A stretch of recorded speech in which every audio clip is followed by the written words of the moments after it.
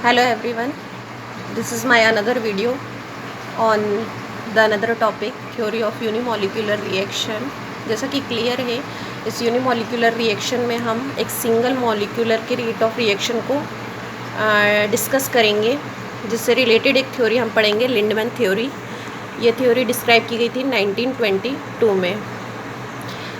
इस थ्योरी में ये बताया गया कि कैसे एक सिंगल मॉलिक्यूल जो होता है वो प्रोडक्ट का फॉर्मेशन करता है। यदि हम एज्यूम करें कि कोई सिंगल मॉलिक्यूल किसी अनदर मॉलिक्यूल से कोलाइड करे और एक प्रोडक्ट का फॉर्मेशन करें, तो चूँकि दो मॉलिक्यूल पार्टिसिपेट कर रहे हैं और कॉलिजन करके प्रोडक्ट का फॉर्मेशन कर रहे हैं, तो वह एक बाई मॉलिक्यूलर रिएक्शन और सेकेंड ऑर्डर काइनेटिक्स को फॉलो करेगा।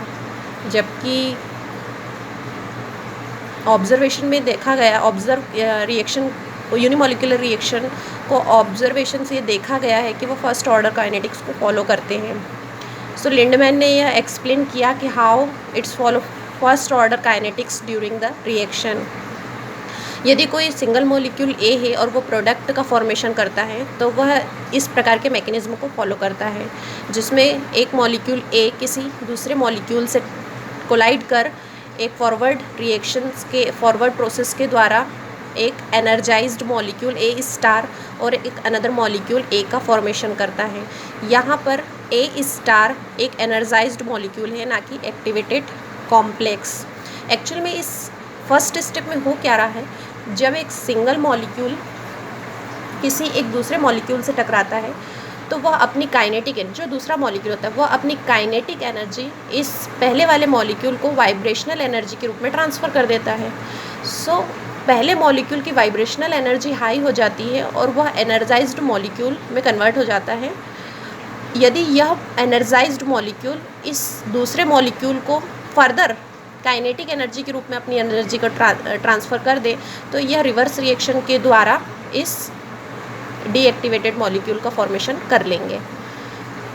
और यदि यह एनर्जाइज्ड मॉलिक्यूल डिकम्पोज हो जाता है, तो ये प्रोडक्ट का फॉर्मेशन भी कर सकता है। तो यहाँ पर कुछ जो टर्म्स यूज़ किए हैं, जिसमें K1 एक रेट कांस्टेंट है एनर्जाइजेशन स्टेप का, इन्हें फॉरवर्ड रिएक्शन के लिए रेट कांस्टेंट है, और K इन्वर्स एक रिवर्स रिएक्शन के लिए रेट कांस्टेंट है। एक्चुअल में लिंडमैन ने यह बताया था कि इस मैकेनिज्म में a time lag exist between the energization of A to A star and decomposition of A star to product. During this time lag A star can be de energization back into A, यानी energize molecule ए का ए star में convert होना और ए star का product P में convert होने के दौरान एक टाइम लैग एग्जिस्ट करता है। इस टाइम लैग में यह ए स्टार या तो इस प्रोडक्ट में कन्वर्ट हो सकता है, या ए स्टार फर्दर इस डी एनर्जाइज्ड मॉलिक्यूल में कन्वर्ट हो सकता है। सो यहाँ पर ए स्टार एक शॉर्ट लाइव्ड स्पीसीज़ है, इसलिए इसके डेरिवेशन के दौरान हम एक स्टेडी स्टेट अप्रॉक्सीमेशन को भी अप्लाई करेंगे। अब हम पहले डिस्कस कर लेते हैं यह स्टेडी स्टेट अप्रॉक्सीमेशन होता क्या है। यह स्टेडी स्टेट अप्रॉक्सीमेशन किसी भी केमिकल रिएक्शन में एक शॉर्ट लाइव्ड स्पीसीज़ पर अप्लाई होता है, जो यह बताता है कि शॉर्ट लाइव्ड स्पीसीज़ के फॉर्मेशन की जो रेट होती है वह उसके डीकम्पोजिशन की रेट के इक्वल होती है। यहाँ पर हम देखेंगे कि ए स्टार के रेट ऑफ फॉर्मेशन को हम K1, जैसा कि हम सभी जानते हैं कि काइनेटिक्स में हम किसी स्पीसीज़ की रेट ऑफ फॉर्मेशन को इस प्रकार से लिखते हैं, जहाँ पर K1 रेट कांस्टेंट है और A जो है वो पार्टिसिपेटिंग या रिएक्टेंट है। चूँकि दो मॉलिक्यूल पार्टिसिपेट कर रहे हैं, इसलिए हम इसमें पावर 2 ले रहे हैं। इट्स रेट ऑफ डिकम्पोजिशन, यानी कि जो एनर्जाइज्ड स्पीसीज़ ए स्टार है वो किन किन फॉर्म में कंज्यूम हो रही है। पहली बात तो मैंने यहाँ फर्स्ट स्टेप में बताई, या तो यह ए स्टार प्रोडक्ट में कन्वर्ट हो जाएगा, और या यह ए स्टार जो है वो अनदर मॉलिक्यूल को काइनेटिक एनर्जी ट्रांसफ़र करके फर्दर इस डीएक्टिवेटेड मॉलिक्यूल में कन्वर्ट हो सकता है। तो यह दो प्रकार से कंज्यूम हो गया। पहला तो यह फर्दर डीएक्टिवेटेड मॉलिक्यूल में कन्वर्ट हो गया, और दूसरा कि यह ए स्टार इस प्रोडक्ट में कन्वर्ट हो गया। इसलिए हम इसके रेट ऑफ डिकम्पोजिशन को दो प्रकार से लिखेंगे। पहला तो ये हो गया K इन्वर्स, जहाँ पर यह डीएक्टिवेटेड मॉलिक्यूल में कन्वर्ट हो रहा है, इसलिए इसको लिख रहे हैं K-1 ए स्टार ए। और दूसरा कंजम्पशन है जिसमें यह एनर्जाइज्ड मॉलिक्यूल प्रोडक्ट में कन्वर्ट हो रहा है, इसलिए प्लस K2A स्टार। ठीक है, तो हम ये कह सकते हैं कि जो ओवरऑल रेट का कांस्टेंट है ए स्टार के लिए वो कुछ इस प्रकार से होगा, जिसमें इसके फॉर्मेशन की जो रेट है वो इसके डिकम्पोजिशन की रेट को हम कलेक्टिवली लिखेंगे, जिसमें फॉर्मेशन की रेट को हम कैसे बता रहे हैं, K1A to the power 2 minus, यानी ये कंज्यूम हो रहा है इसलिए हम इसको माइनस में लिख रहे हैं, K-1A star minus K2A star. यहाँ भी यह A स्टार कंज्यूम हो रहा है प्रोडक्ट बनाने में। अब यहाँ मैंने इज इक्वल टू 0 इसलिए लिखा है क्योंकि यह एक शॉर्ट लाइफ स्पीसीज़ है, इसमें हम स्टेडी स्टेट अप्रॉक्सीमेशन अप्लाई करेंगे। और जैसा कि मैंने बताया है कि स्टेडी स्टेट अप्रॉक्सीमेशन जो होता है वो एक प्रकार का अप्रॉक्सीमेशन है जिसमें किसी शॉर्ट लाइफ स्पीसीज़ के rate of formation is equal to rate of decomposition, उसके बनने की दर उसके विघटित होने की दर के बराबर होती है। इसे हम अप्लाई करेंगे, इसीलिए इज़ इक्वल टू में 0 लिखा है, यानी यदि ये बनता है और यदि ये कंज्यूम होता है तो इन दोनों की दर बराबर हो जाती है। इस कंडीशन में इसका जो रेट ऑफ रिएक्शन होता है वो 0 हो जाता है। सो हम इस रिएक्शन को इस प्रकार से लिख सकते हैं कि rate of formation of short life species is this K1A to the power 2 minus K-1A and A star minus K2A star is equal to 0। अब सिंपल मैथमेटिक्स है जिसमें हम इस A स्टार वाले टर्म को राइट हैंड साइड में लिखेंगे और विदाउट A स्टार वाले टर्म को लेफ्ट हैंड साइड में लिखेंगे।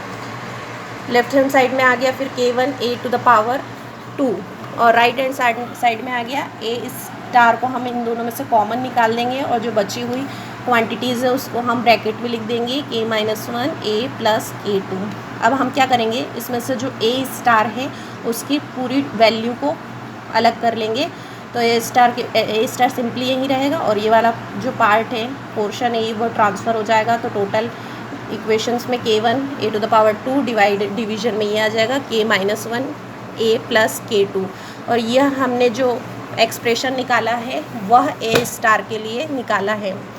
अब हम जानते हैं कि रेट ऑफ रिएक्शन डिपेंड करती है इस शॉर्ट लाइफ स्पीसीज़ पे। यह शॉर्ट लाइफ स्पीसीज़ ही यदि प्रोडक्ट में कन्वर्ट हो जाती है तो वही रेट से रिएक्शन आगे बढ़ता है। तो rate of reaction is given by ये प्रोडक्ट के फॉर्मेशन की रेट है और इसको हम शो करते हैं K2 ब्रैकेट में हम लिखेंगे A स्टार, मतलब इस A स्टार के बनने की दर ही इस रिएक्शन की दर को बताता है। तो हम जस्ट इक्वेशन 2 में से A स्टार की वैल्यू जो है वो इक्वेशन 2 में पुट कर देंगे।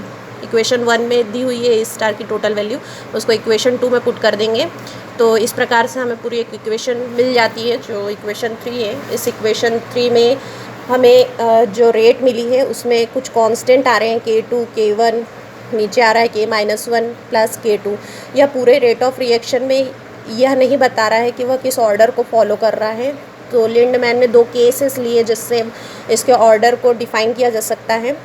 तो हम 2 लिमिटिंग केसेस लेंगे। पहला होगा एट लो प्रेशर, किसी लो प्रेशर में यूनिमॉलिक्यूलर रिएक्शन किस काइनेटिक्स को फॉलो करेगा, उसके लिए हमने लो प्रेशर लिया। तो लो प्रेशर में क्या होता है, जो K2 होता है वो डिनोमिनेटेड होता है और K-1A जो होता है वह कम होता है।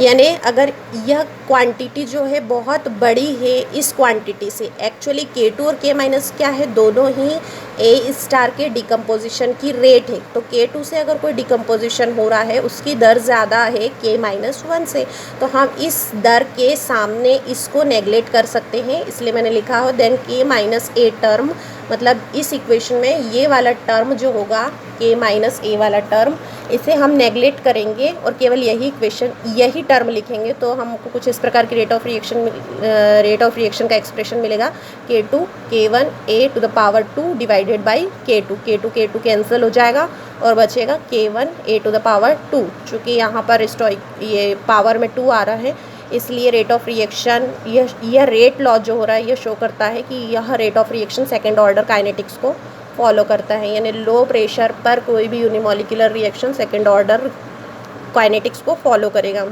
यदि प्रेशर हाई है तो हाई प्रेशर पर क्या हो जाएगा, जो K-A term is far greater than the K2, यानी कि ये चूँकि हम जानते हैं कि ये दोनों ही टर्म शो कर रहे हैं एनर्जाइज्ड मॉलिक्यूल के कंजम्पशन को। यदि इस प्रकार का कंजम्पशन जो है ये फार ग्रेटर है देन K2 से, तो हम इसके K2 वाले टर्म को नेगलेक्ट करेंगे इक्वेशन 3 में से, और जो रिमेनिंग क्वांटिटीज़ है उसमें क्या बचेगा, केवल K1 K2 a⁻² divided by K minus A और A।